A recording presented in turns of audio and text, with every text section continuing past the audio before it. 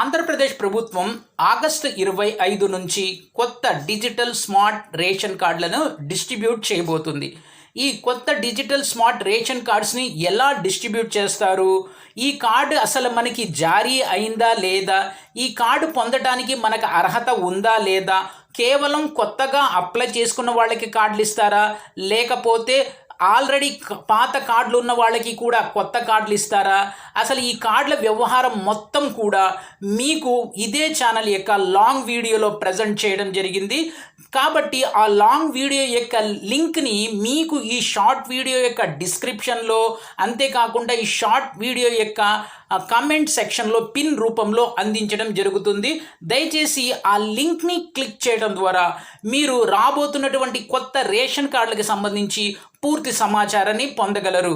ఈ విధంగా మీరు మీకు కావాల్సినటువంటి సమాచారాన్ని పొందగలరు. ఇది వీడియో. Thank you.